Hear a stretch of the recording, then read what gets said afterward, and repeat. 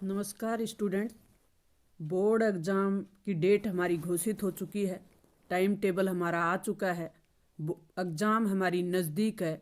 Board exam अति नज़दीक आती जा रही है। इसको ध्यान में रखते हुए हम किस प्रकार से तैयारी करें कि अगले 30 दिन में सोशल साइंस यानी सामाजिक विज्ञान में पूरे में से पूरे मार्क्स ला सकें, 100 में से 100 मार्क्स ला सकें। इसके प्रयास में लगे रहें। हम भी आपके साथ हैं। बोर्ड एग्ज़ाम को ध्यान में रखते हुए इस चैनल पे आपके लिए बेहतर कंटेंट या महत्वपूर्ण कंटेंट और टिप्स डाले जा चुके हैं और भी डाले जाते रहेंगे। ये शेखावाटी मिशन 100 का सेकंड वीडियो होगा। इस पीडीएफ को आपको बड़े ही सरल सहज तरीके से समझाया जाएगा ताकि आपको सब कुछ अच्छे से समझ में आ जाए।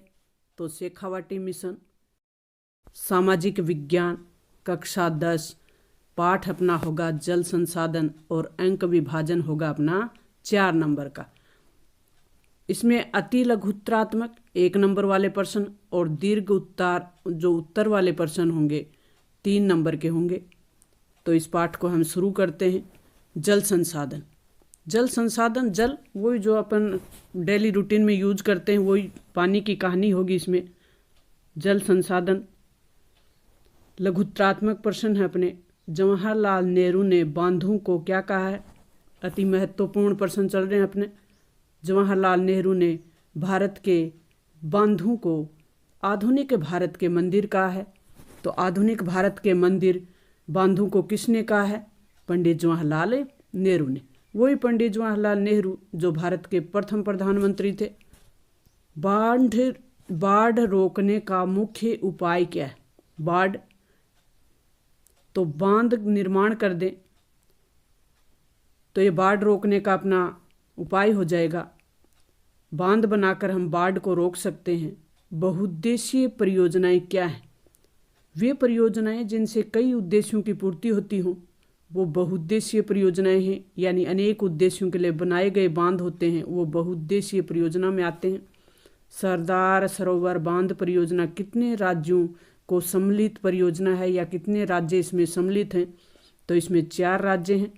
महाराष्ट्र भी है, मध्य प्रदेश भी है, गुजरात भी है, राजस्थान भी है। अब अपना प्रश्न नेक्स्ट है, वो है बांध क्या है? तो जल संरक्षण और प्रबंधन के जो साधन हैं वो बांध होते हैं। राजस्थान में जल संरक्षण के कोई 4 स्रोत बताने। बड़े सरल प्रश्न है जो अपने आसपास ही हैं, तो अपने 4 नंबर पक्के कर लेंगे हम। तो जल संरक्षण ये अपने आसपास होते हैं।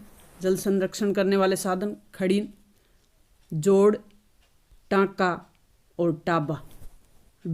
बांस ड्रिप प्रणाली अति महत्वपूर्ण प्रश्न। बांस ड्रिप प्रणाली ये मेघालय जो क्षेत्र है उसमें नदी और झरनों के पानी को एकत्रित करने की एक प्राचीन प्रणाली है। इसमें बांस के पाइप बनाए जाते हैं। टांका क्या है? पश्चिमी राजस्थान में वर्षा जल संग्रहण करने के लिए घरों में एक भूमिगत टंक बनाया जाता है जिसे टांका कहा जाता है। कि कौन से क्षेत्र में? पश्चिमी राजस्थान में। प्रश्न ऐसे भी पूछा जा सकता है कि कौन से क्षेत्र में जल संग्रहित करने के लिए भूमिगत टांका बनाया जाता है? तो वो हो जाएगा पश्चिमी राजस्थान में। अंतरराज्यीय जल विवाद क्या है? 2 राज्यों के बीच नदी के जल को बांटने के लिए विवाद हो जाता है तो उसे नदी जल विवाद कहते हैं। बड़ी सहज और सरल भाषा में आपको समझाने का प्रयास किया जाएगा। आप बड़े धैर्य के साथ सुनते जाएं और इसे समझने की कोशिश करें। ऐसा कुछ भी नहीं है जो असंभव हो। नर्मदा बचाओ आंदोलन क्या है? नर्मदा बचाओ आंदोलन एक गैर सरकारी संगठन है जो गुजरात नदी पर नर्मदा नदी के ऊपर जो एक सरोवर बना हुआ है उसका नाम है सरदार सरोवर बांध, और उसके विरोध में लामबद्ध एक आंदोलन है, उसे कहते हैं सरदार सरोवर बांध आंदोलन।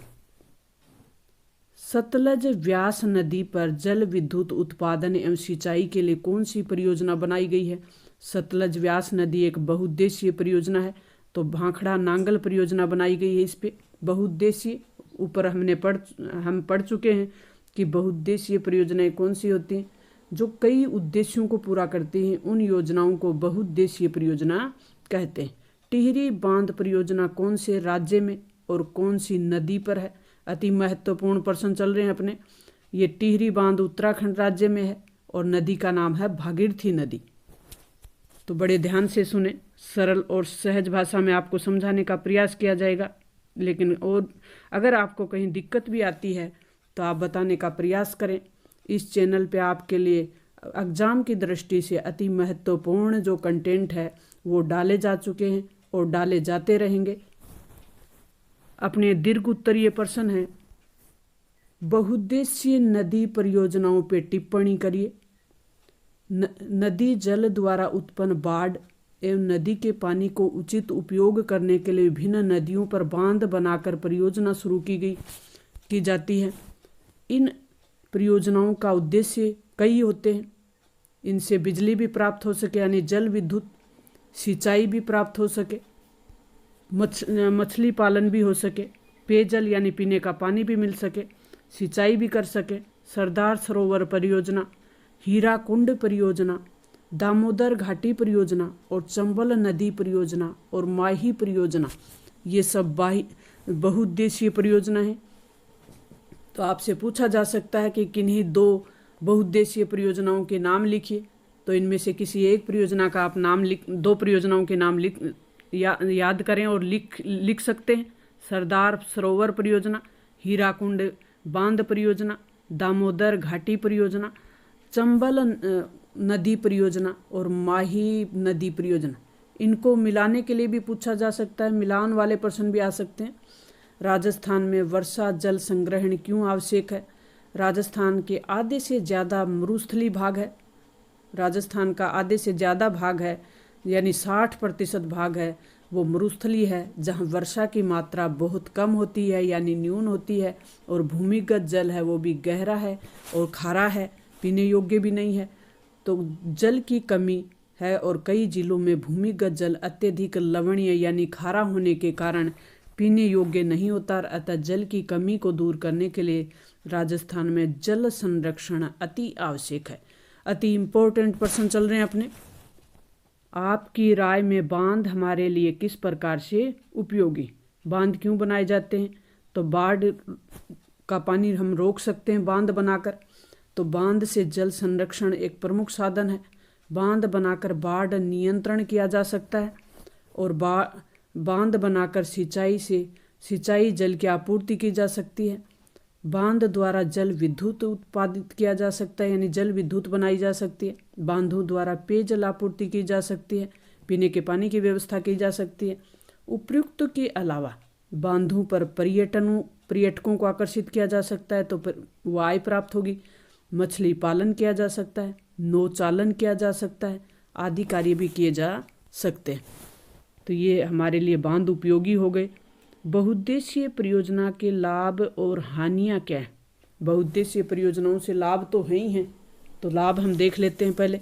इससे जल संरक्षित हो जाता है, बाढ़ पे नियंत्रण हो जाता है, जल विद्युत भी मिल जाती है, मत्स्य पालन हो जाता है, पर्यटन हो जाता है, नौचालन आदि के उद्देश्यों की पूर्ति हो जाती है। तो फिर हानि क्या हो सकती है? इससे जैव विविधता को हानि होती है। इस बांध निर्माण के कारण भूकंप की संभावना बनी रहती है। परियोजना क्षेत्र में रहने वाले जो लोग होते हैं उनके विस्थापन संबंधी समस्या भी उत्पन्न हो जाती है। तो ये इसकी हानियां हैं। जैव विविधता को हानि होगी, बांध निर्माण से भूकंप की संभावना बढ़ जाती है।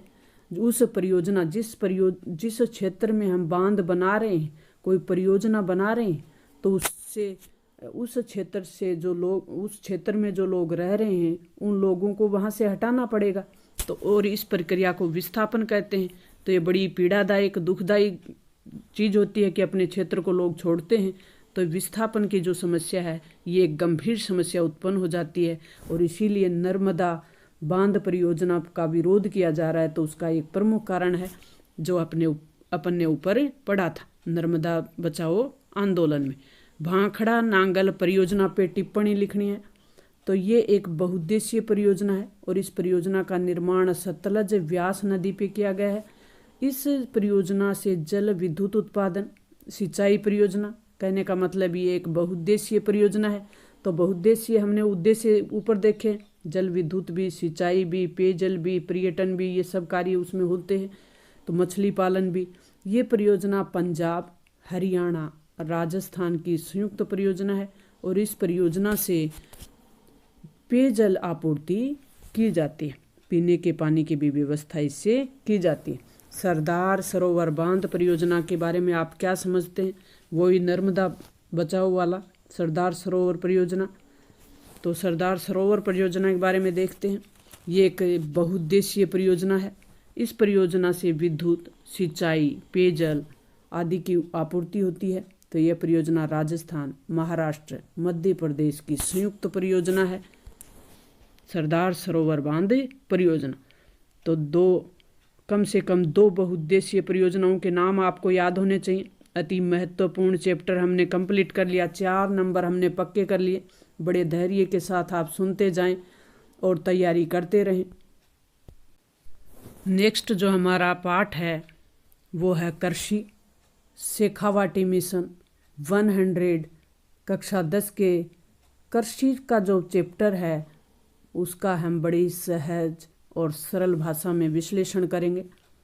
ये जो अंक विभाजन है वो इस प्रकार से है। वस्तुनिष्ठ हमारे 1 नंबर वाले 1, अति लघु उत्तरात्मक 1 नंबर वाला 1 और दीर्घ उत्तरात्मक 1 नंबर 1% 2 अंक वाला। इस प्रकार से अपना अंक विभाजन होगा।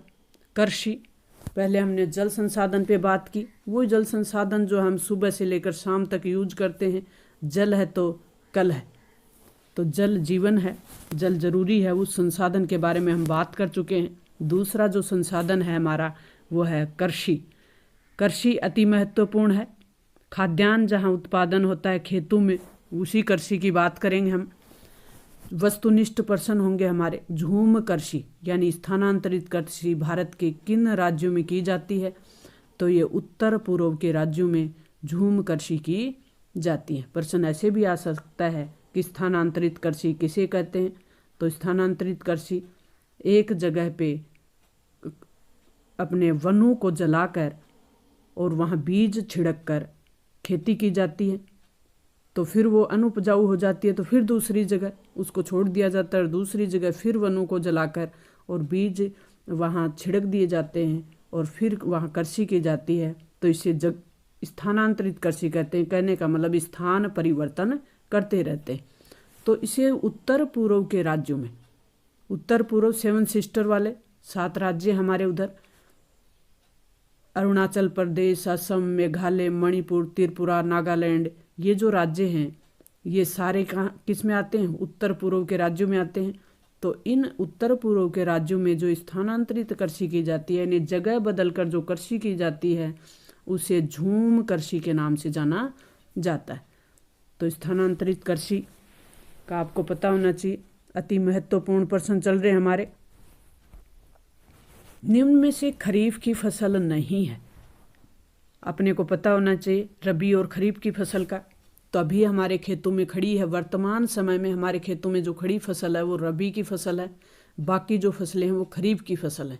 तो वर्तमान में हमें पता होना चाहिए गेहूँ, जौ, चना, रायडा, सरसों, ये सब हमारे खेतों में खड़े हैं, तो वो रबी की फसल है। बाकी जो फसल होंगी उससे पहले हमने काटी थी वो खरीफ की फसल है। तो हम देख लेते हैं। मक्का है, ये भी नहीं है खरीफ की फसल। मूंगफली है, खरीफ की फसल नहीं है। नहीं पे ध्यान देना है अपन को, खरीफ की फसल नहीं पूछा गया है। तो मक्का है, मूंगफली भी है, बाजरे के साथ बोई जाती है मूंगफली, सोयाबीन भी है।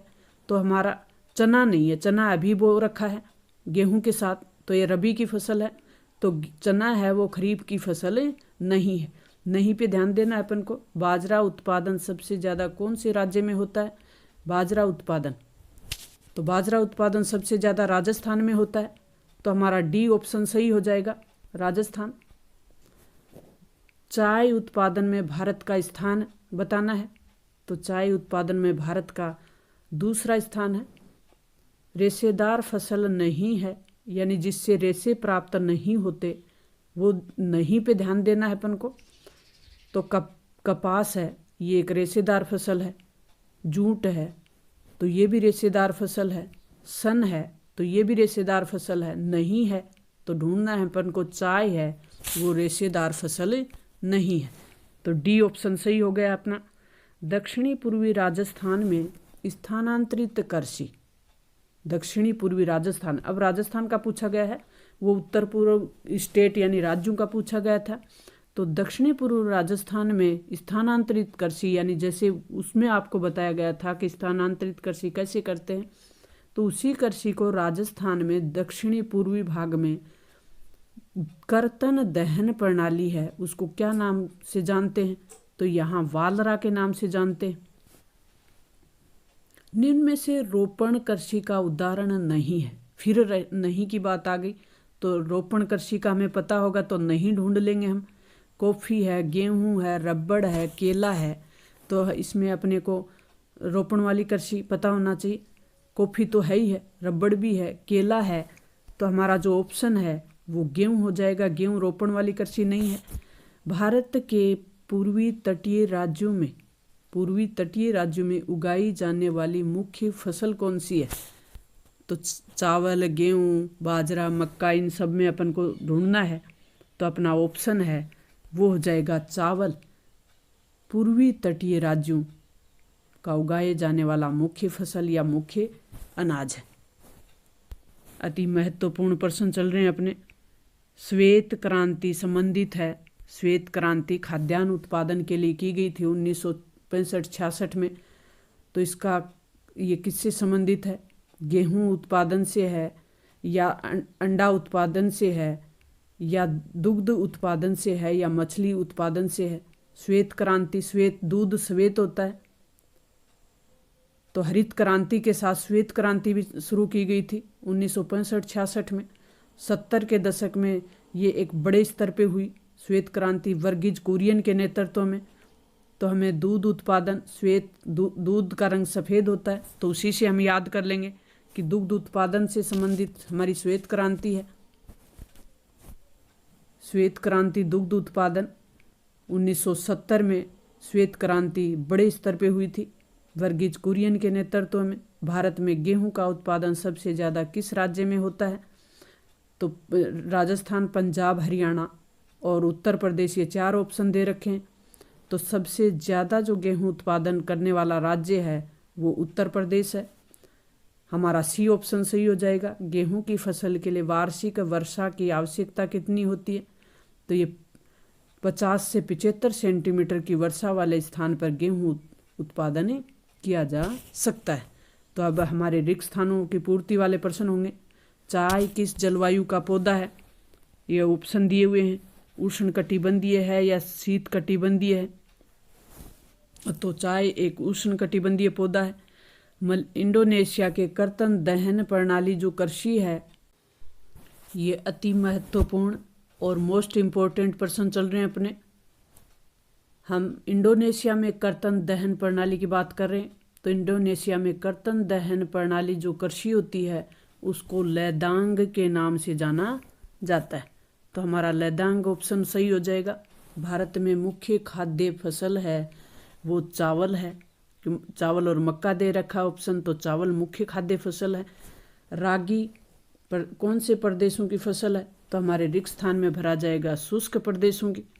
भारत में कॉफ़ी की किस्म यानी कौन सी किस्म की पैदा की जाती है, तो यहाँ ऑप्शन में हमें कुछ नहीं दिया, तो हम इसको भरेंगे कि कॉफ़ी किस किस्म की भारत में पैदा की जाती है। तो यह है अरेबिका, तो यहाँ हम अरेबिका लिख लेते हैं। अरेबिका किस्म की जो कॉफ़ी है वो भारत में पैदा की जाती है। अरेबिका किस्म की जो कॉफ़ी है उसकी गुणवत्ता विश्व विख्यात है। ये कॉफ़ी हमारे भारत में पैदा की जाती है और ये सबसे पहले अमन से लाई गई थी। यमन जो देश है, यमन से लाई गई थी और इसकी कृषि की शुरुआत है वो बाबा बुदन की पहाड़ियों से हुई। और आज भी इसकी खेती नीलगिरी की पहाड़ियाँ, जिनके पास जो अपने कर्नाटक हैं, केरल हैं, तमिलनाडु हैं, इन राज्यों में होती है। किसानों के लाभ के लिए नेक्स्ट हमारा प्रश्न है कि किसानों के लाभ के लिए सरकार ने कौन सी योजना चलाई है? तो क्रेडिट कार्ड योजना है। पहला ऑप्शन हमारा सही हो जाएगा। क्रेडिट कार्ड योजना चला रखी है जिसके आधार पर किसानों को ऋण दिया जाता है। भारतीय अर्थव्यवस्था में सकल घरेलू उत्पाद में जीडीपी में जो योगदान है कृषि का वो घट रहा है कि बढ़ रहा है, यह आपको बताना है। तो घट रहा है। स्वतंत्रता के समय कृषि का योगदान बहुत ज़्यादा था, अब दिन प्रतिदिन घटता जा रहा है। ये 30% से भी नीचे आ गया है। भारत की प्रमुख रेशेदार फसलों के नाम बताने हैं। ये हम अपने अति लघुत्रात्मक प्रश्न। भारत की प्रमुख रेशेदार फसलों के नाम, रेशा जिनसे रेशे प्राप्त होते हैं, जैसे कपास है, जूट है, सन है और प्राकृतिक रेशम है। इनमें से नाम आपको याद होने चाहिए, इन पे आप गौर करें। भारत में प्रमुख दाल उत्पादक राज्यों के नाम, दाल उत्पादक राज्यों के नाम बताने हैं। तो मध्य प्रदेश, महाराष्ट्र, राजस्थान, कर्नाटक और उत्तर प्रदेश, ये राज्य दाल उत्पादक राज्य हैं। चाय उत्पादक राज्यों के नाम लिखने हैं आपको। चाय उत्पादक राज्य उत्तर पश्चिम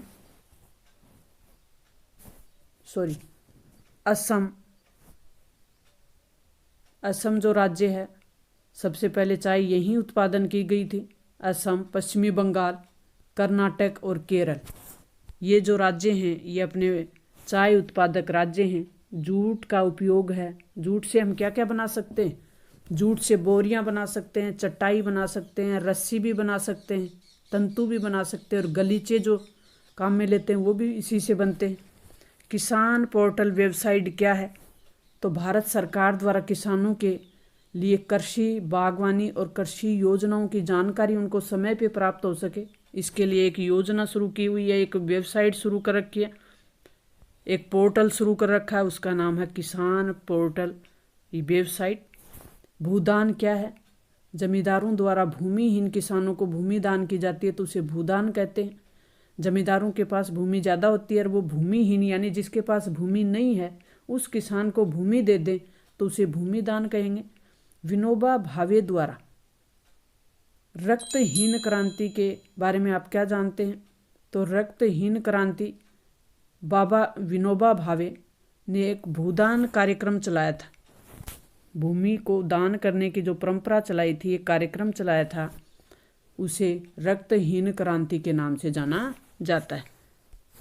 कर्तन दहन प्रणाली किसे कहते हैं? वो स्थानांतरित कृषि का नाम है दूसरा, कर्तन दहन प्रणाली। इस प्रकार की कृषि जंगलों के पेड़ पौधों को काट कर एवं जलाकर साफ करके फसल का उत्पादन किया जाता है, तो इसे कर्तन दहन प्रणाली या स्थानांतरित कृषि का ही दूसरा नाम है। नेक्स्ट जो अपना प्रश्न है, फसल आवर्तन के बारे में आप क्या समझते हैं? आवर्तन का मतलब बदलना। प्रत्येक वर्ष फसल को बदल बदल कर बोना फसल आवर्तन कहलाता है। हम खेतों में फसल, एक ही प्रकार की फसल नहीं बोते और एक ही प्रकार की जो फसल बोएंगे तो भूमि की गुणवत्ता यानी मिट्टी की जो गुणवत्ता है वो खत्म हो जाती है और फसल उत्पादन होने से रह जाता है। तो इसलिए फसल का आवर्तन किया जाता है यानी फसल को बदल बदल के बोया जाता है, तो इसको कहते हैं फसल आवर्तन। स्वतंत्रता के पश्चात भारत में कृषि संबंधी संस्थागत सुधार कौन से हुए? तो चकबंदी हुई, सहकारिता जैसी एक योजना चली, जमींदारी प्रथा को समाप्त किया गया। ये स्वतंत्रता के बाद कृषिगत सुधार किए गए, चकबंदी की गई, सहकारिता जैसी व्यवस्था की गई, जमींदारी प्रथा को समाप्त किया गया। अब हमारा लघुत्रात्मक प्रश्न है और मिलान वाला प्रश्न है। स्थानांतरित कृषि है, दूसरी तरफ देश है, तो इनसे अपन को मिलाना है। लैदांग कहाँ की कृषि है? हमने ऊपर पढ़ा कि इंडोनेशिया में कृषि को कि जो स्थानांतरित कृषि है उसको लैदांग कहते हैं। अब ये रोका कहाँ पे होती? अब मिलप्पा को किससे मिलाएंगे? अमेरिका से। मिलप्पा जो कृषि है वो अमेरिका में की जाती है, उसका नाम है रे वियतनाम में, तो इसको वियतनाम से मिलाएंगे। लैदांग है, ये अपने पीछे भी देखा इंडोनेशिया से है। रोका है, ये ब्राज़ील में की जाती है, तो रोका को ब्राज़ील से मिलाएंगे। इस प्रकार से हम मिलान वाले प्रश्न को हल कर लेंगे। बड़ा ही सरल है, थोड़ा सा ध्यान देना होगा। तो अगर 4 नंबर का ऐसे मिलान वाला प्रश्न आ जाए तो हम तुरंत कर सकते हैं, 4 नंबर अपने पक्के कर सकते हैं। रोपण कृषि की क्या विशेषताएं हैं? ये एक प्रकार की वाणिज्यिक खेती है। इसके लंबे चौड़े क्षेत्र में एक ही फसल के पौधे लगाए जाते हैं। इसमें एक जो जगह है वो तैयार की जाती है और उसके बाद उसकी उचित दूरी पर रोपण किया जाता है। इस कृषि में अत्यधिक पूंजी लगती है, यानी पैसों की ज़्यादा जरूरत होती है, और जो श्रमिक हैं उनकी भी आवश्यकता ज़्यादा होती है। तो पूंजी और श्रमिक दोनों की बड़ी आवश्यकता होती है। भारत में चाय एक रोपण वाली कृषि है। रबड़, कॉफ़ी, गन्ना ये सब रोपण कृषि के उदाहरण हैं। तो रोपण कृषि के उदाहरण हमने देख लिए, चाय, कॉफ़ी, रबड़, गन्ना आदि। और रोपण कृषि किसे कहते हैं ये भी देख लिया। भारत में कृषि सुधार के क्या क्या प्रयास किए गए, अभी हमने ऊपर भी देखा था कि कृषि सुधार के लिए कौन से प्रयास किए गए हैं। 1960 और 70 के दशक में कृषि सुधारों की आवश्यकता हुई थी, आवश्यकता महसूस की तो इनकी शुरुआत हुई। तो कृषि सुधार 1960 और 70 के दशक में। 1966 और 67 में हरित क्रांति हुई तो कृषि सुधार का व्यापक प्रयास किया गया। किसानों के लाभ के लिए किसान क्रेडिट कार्ड योजना, अभी हमने ऊपर देखी कि किसानों की मदद करने के लिए सरकार द्वारा एक योजना चलाई गई है, उसे कहते हैं किसान क्रेडिट कार्ड योजना, जिसके द्वारा किसान को लोन दिया जाता है ताकि वो अपनी छोटी मोटी कृषि आवश्यकताओं को पूरा कर सके। भारतीय कृषि अनुसंधान की स्थापना की गई, कृषि विश्वविद्यालयों की स्थापना की गई, ये सब प्रयास किए गए हैं। हरित क्रांति के लाभ और हानि दोनों बताने। तो पहले हम हरित क्रांति के लाभ कर लेते हैं। खाद्यान्न में वृद्धि हुई, खाद्यान्न की जो समस्या थी वो खत्म हो गई, तो खाद्यान्न उत्पादन में वृद्धि हुई, फसल उत्पादन में वृद्धि हुई। किसानों को अधिक उपज के कारण आर्थिक लाभ हुआ, तो किसानों को आर्थिक लाभ हुआ। चारे की कमी, पशुओं के लिए चारे की कमी थी वो खत्म हो गई। तो अब हम इसकी हानियां देख लेते हैं। हरित क्रांति के दौरान उत्पादन बढ़ाने के लिए रासायनिक पदार्थों का प्रयोग किया गया बड़े स्तर पर, तो इससे प्रदूषण बढ़ा। जैव विविधता का विनाश हुआ, तो जैव विविधता को नुकसान हुआ। इससे हरित क्रांति से जैव विविधता को नुकसान हुआ। भूमि निम्नीकरण हुआ, भूमि निम्नीकरण यानी भूमि की गुणवत्ता घट गई केमिकल का यूज करने से या रासायनिक पदार्थों का यूज करने से। क्षेत्रीय असमानता में बढ़ोतरी हुई, यानी हरित क्रांति का कुछ ही क्षेत्रों में लाभ पहुंचा, जैसे उत्तर प्रदेश, हरियाणा और पंजाब को, इन्हीं क्षेत्रों को लाभ पहुंचा, बाकी राज्यों को लाभ नहीं पहुंचा हरित क्रांति का। तो क्षेत्रीय असमानता में बढ़ोतरी हुई। चावल और गेहूं की फसल के लिए उपयुक्त भौगोलिक परिस्थितियां बतानी है। तो चावल के लिए 15 से 25 डिग्री सेंटीग्रेड तो हमको तापमान चाहिए और 100 से 200 सेंटीमीटर की वर्षा चाहिए, ये सब चावल के लिए चाहिए। गेहूं के लिए 10 से 15 डिग्री सेंटीग्रेड तापमान चाहिए और 75 से 100 सेंटीमीटर वाली वर्षा चाहिए। कहने का मतलब चावल को ज़्यादा पानी और ज़्यादा तापमान चाहिए, गेहूं को चावल से थोड़ा सा कम तापमान और कम पानी की आवश्यकता रहती है। तो मिट्टी देख लेते हैं हम। चावल के लिए जलोढ़ और डेल्टाई मिट्टी होनी चाहिए। जलोढ़ मिट्टी यानी जहाँ पानी ज़्यादा भरा हो वहाँ होना चाहिए। तटीय मैदानी क्षेत्र होने चाहिए, ये मिट्टी का वितरण होना चाहिए इस प्रकार का। और गेहूं है उसके लिए दोमट मिट्टी, और उत्तर भारत का विशाल मैदान है तो वो उसके लिए उपयुक्त है।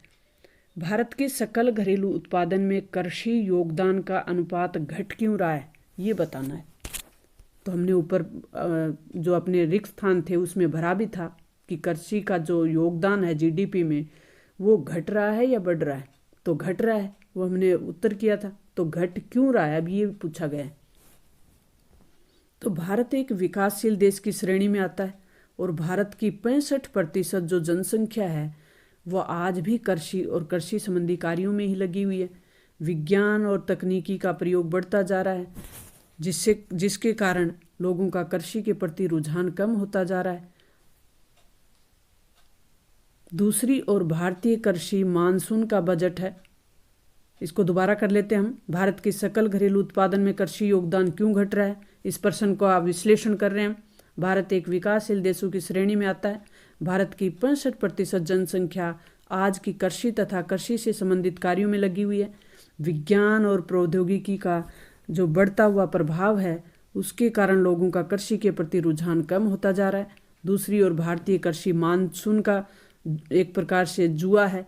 तो कृषि सुधारों की कमी, वर्षा की अनियमितता और कृषि कार्यों के प्रति जो लोगों का रूखापन है वो कृषि उत्पादन में वृद्धि है वो कम कर देती है। यही कारण है कि जीडीपी में कृषि का योगदान दिन प्रतिदिन बढ़ता जा रहा है। किसानों के लाभ के लिए सरकार ने क्या क्या प्रयास किए हैं? किसानों के लिए सरकार कई प्रयास करती है, जैसे क्रेडिट कार्ड योजना, व्यक्तिगत जो दुर्घटना बीमा, यानी किसान खेत में काम करते हुए कोई दुर्घटनाग्रस्त हो जाता है तो उसको बीमा दिया जाता है। आकाशवाणी और दूरदर्शन के माध्यम से किसानों को मौसम संबंधी जानकारी दी जाती है। फसल का न्यूनतम समर्थन मूल्य घोषित कर दिया जाता है। फसल बीमा की भी योजना है और कृषि उपकरणों पर सब्सिडी प्रदान की जाती है। ये सब का जो लाभ हैं ये किसानों को दिए जाते हैं सरकार के द्वारा, ताकि किसान अपने फसल को उगा सके और सही ढंग से उसका उपयोग कर उसको मार्केट तक लेके जा सके। तो ये हमने कर लिया किसान के लाभ के लिए सरकार कौन कौन से प्रयास करती है। तो ये अपना जो मॉडल था सेकंड शेखावाटी मिशन पीडीएफ का सेकंड मॉडल पेपर या सेकंड वीडियो हमने पूरा कर लिया है।